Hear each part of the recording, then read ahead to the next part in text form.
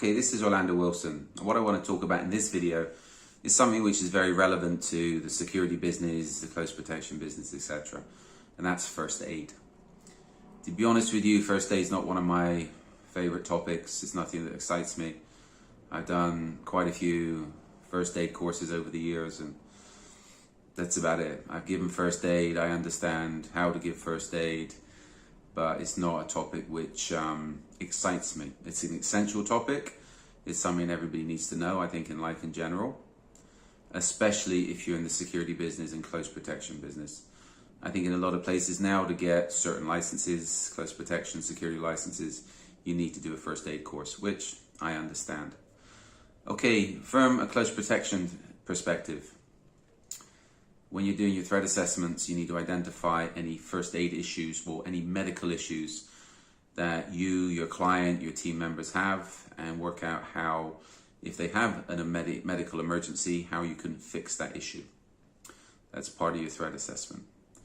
If you're traveling to locations, you need to work out, is there proper medical facilities in those locations? If not, can you take equipment with you, medications with you, etc., etc. I'm not going to talk about blood because that's too much of a complicated topic, and without the proper licenses, you're not going to be taking any blood with you anywhere. If you're going to a country where there is not clean blood, well, there's not much you can really do about it these days. To ship even synthetic blood, very expensive, too much paperwork. It's not going to happen. Even as far as medications are concerned, it's making sure if your people need medications, if your client needs medications, they can get them at the locations they're going to, or if they're taking them with them, they've got the right prescriptions, etc. Because you don't want to get busted for importing illegal drugs. In some countries, certain drugs need prescriptions. In other countries, they don't. If you buy in one country, they don't. You take in a country that do, then you're going to have big problems. Now, with first aid, I tell people, and I've got a video out there about minding your own business. I tell people, you look after yourself, you look after your client.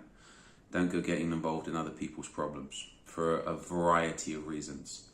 But there's a lot of people in the close protection business, security business, that want to help people.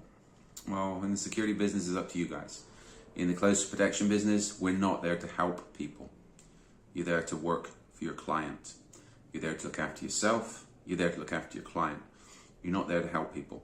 If you want to help people, go, I don't know, go join an NGO or go do something and be helpful. But stay out of the close protection business. Why? Because you become a liability. Let me tell you some stories. So I've got too many stories. One that comes to mind about helping people. When I was in South Florida, one of the guys that used to work for me used to freelance for other companies as well. Well, you can't freelance in South Florida. He used to work for other companies. His license is one of the few companies' books. He was doing something with me one day. He came in and showed me this video. He gave some old woman CPR at some event, and he thought it was brilliant. He asked me what I thought, and I told him he was stupid.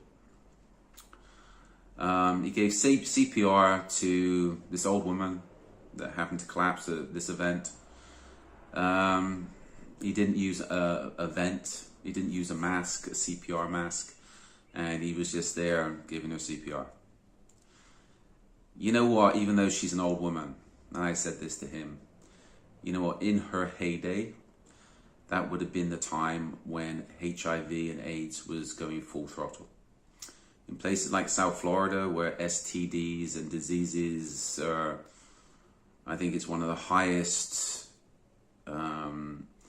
areas in the US for STDs and even people contracting AIDS these days.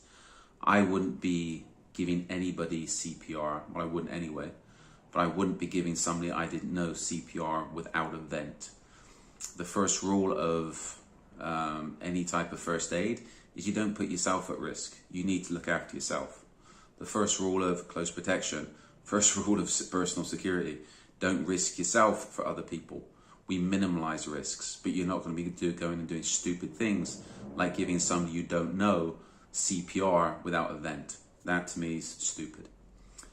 And while he was giving this chick, old woman, CPR, everybody else was filming and whatever. He's a hero, right?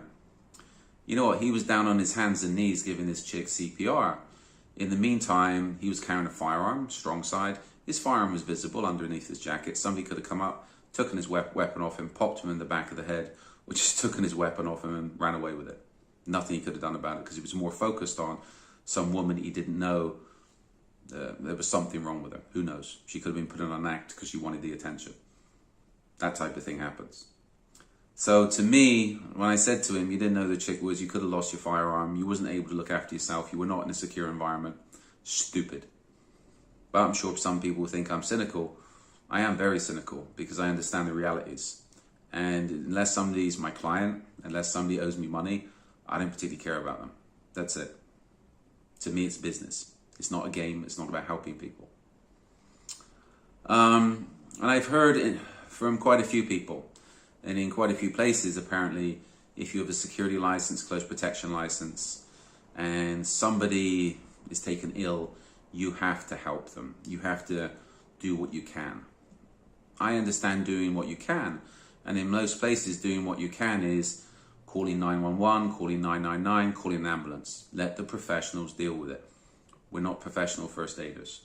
You might have a certificate, but you're not a professional first aider. And to be honest with you, you don't want to be. That's my opinion.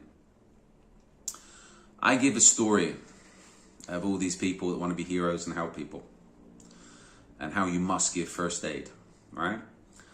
One of the places I used to work in London, it was a bar, a prominent place, but it was a bar of what was the cheapest hotel in central London, just off Piccadilly Circus. Below that place, there was a very, very top-end restaurant, etc. But this place was a dump. But it was always busy because it was cheap. And I've got too many stories to do with that place. Everything from football hooligans to paedophiles. Too many paedophiles. But that's central London. Anyway, luckily I wasn't there one night, and I went in the next evening, and I was there a couple of days later speaking to the guys what happened. And they told me one funny story. It was not funny, it's a story. End of the night, they had to clear out the non-residents from the hotel, from the bar, non-hotel residents from the bar, because the residents of the hotel could stay an extra hour or something. UK licensing laws in the day. Clearing out the female toilets. There's one girl in there, drunk, and she said her friend was in the toilet cubicle. Some Scandinavian chicks. The guys are okay. They have to leave. Whatever. Everybody's nice. Everybody's polite. Knocking on the door, madam, you have to leave, whatever. She's unresponsive. This other girl's drunk and giggly. So, somebody got a coin, opened up the toilet door, and there's a girl passed out. She'd, how can I put it politely, had diarrhea and defecated herself all over herself. She had also vomited all over herself, all over the cubicle. It's a mess. Guys, it's a complete mess. Vomit and diarrhea. Did the guys go in and give her first aid and make sure she was okay? Of course not. They'd done what they were supposed to do. They could see she was still breathing and still breathing. And they called an ambulance. They let the professionals come and deal with it. They let the ambulance crew come and deal with the vomit and diarrhea. Did they make the right decision? 100%.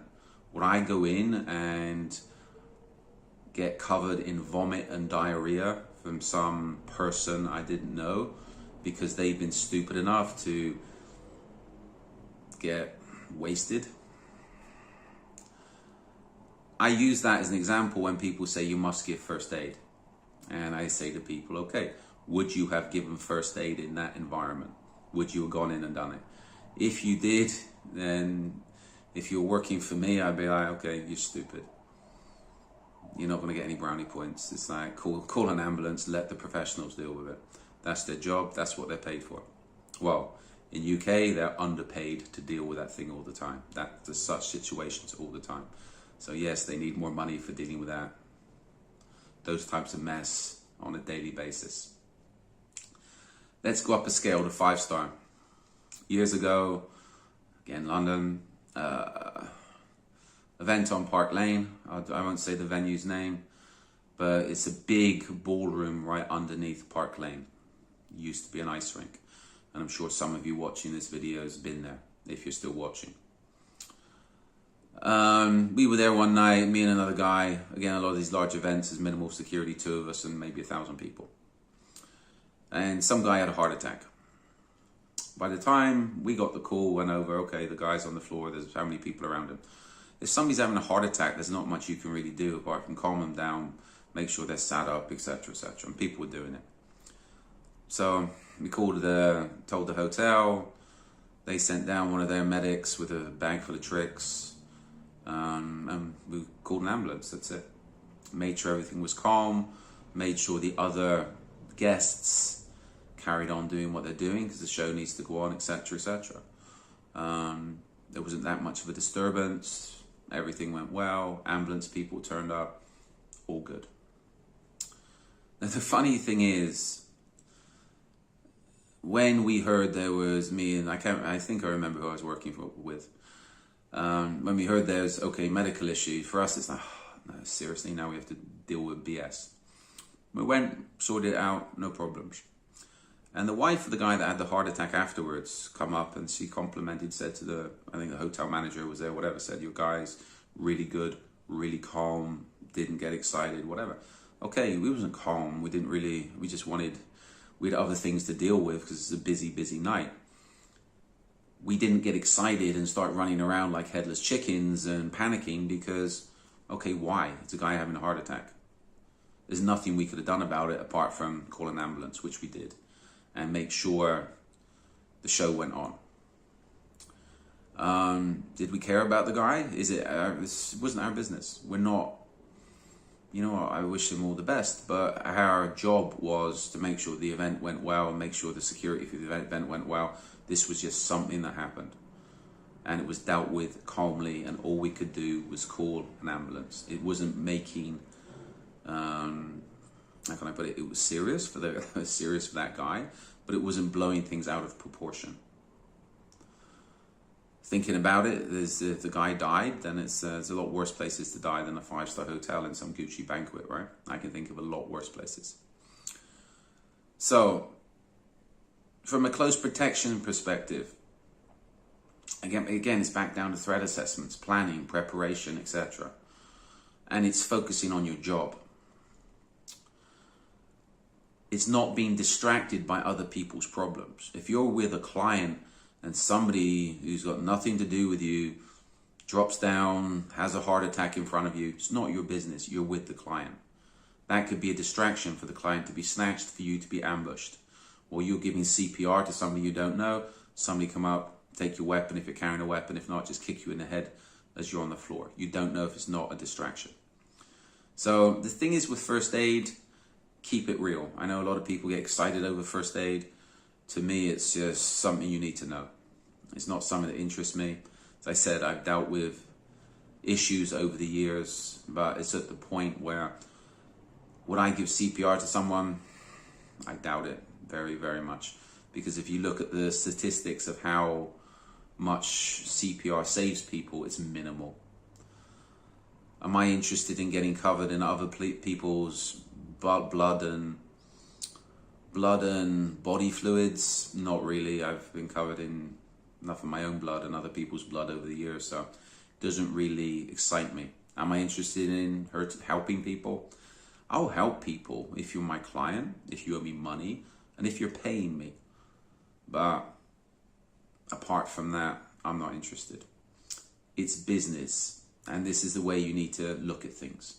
It's business. You're providing a paid service. And again, you're not there to help people.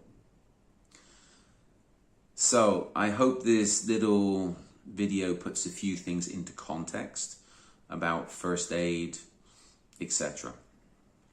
I have 3 books up online specifically to do with close protection. We're throwing out a lot of videos now on various aspects to do with close protection, kidnap and ransom, security, etc. I have other books online about various aspects of the security business as well. They're all on Amazon. If you're connected with me on social media, please follow us on social media and check the videos. If you're connected with me on social media, if you've got any direct questions, relevant questions, reach out and ask, and I'm happy to answer relevant questions. If the questions are stupid, don't expect an answer. So keep it real. And again, when it comes down to providing first aid, always remember you need to put your security and safety before anybody else's. And don't get involved in other people's problems if you don't have to be involved in other people's problems. If you're working with a client, your security, your personal security, and the client's security comes first. That's all that matters. Everybody else is irrelevant. So, I hope this video has clarified a few things. Stay safe, stay out of trouble, and remember to be good little boys and girls.